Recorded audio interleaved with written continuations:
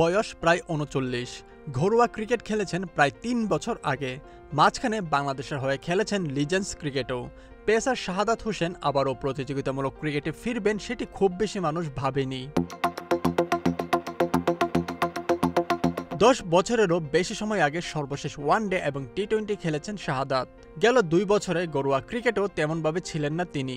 তবে জাতীয় ক্রিকেট লিগকে সামনে রেখে মিরপুরে ঘাম জড়াচ্ছেন এই ডানহাতি পেসার।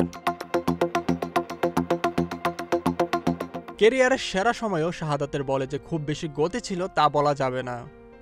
বর্তমানে সেই গতি কমেছে আরও।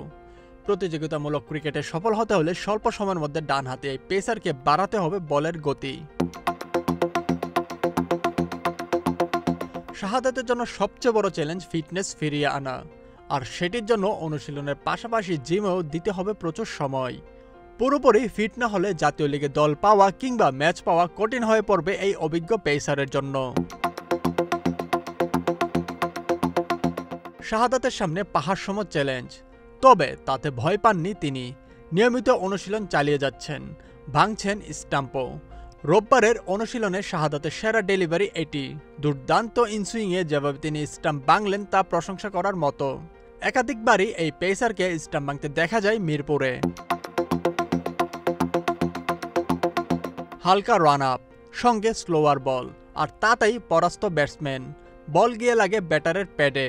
এলবিডব্লিউর আবেদন শাহাদাতের সাধারণ দৃষ্টিতে নট আউটই বলা চলে, তবে ব্যাটারকে পরাস্ত করতে পারাই আপাতত শাহাদাতকে অনুপ্রাণিত করবে আরও ভালো করতে।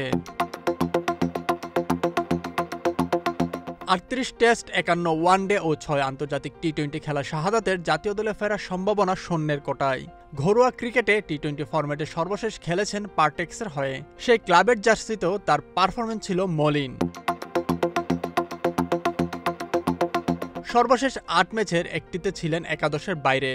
একটি ম্যাচ হয়েছিল পরিত্যক্ত। বাকি ৬ ম্যাচে ৩৯ বছর বয়সী এই পেসার ছিলেন সাদামাটা। ৬ ম্যাচে শিকার করেছিলেন ৬ উইকেট। ডিওএইচএস এবং খেলাগড়ের বিপক্ষে ছিলেন উইকেট শূন্য। ২টি করে উইকেট নেন রূপগঞ্জ ও প্রাইম দলেশ্বরের বিপক্ষে। ২০২২ সালের সেপ্টেম্বরে বাংলাদেশ লিজেন্ডসের হয়ে খেলেছেন ওয়েস্ট ইন্ডিজ এবং শ্রীলঙ্কার বিপক্ষে। সেই ২ ম্যাচে শাহাদাতের অর্জন ১ উইকেট। বর্তমান পরিস্থিতিতে এতটুকু বলা যায়, জাতীয় লিগে খেলতে হলে ডানহাতি এই পেসারের ফিটনেস ঠিক করার পাশাপাশি বাড়াতে হবে বলের গতি। রাকিবুল হক, স্পোর্টসমেল 24।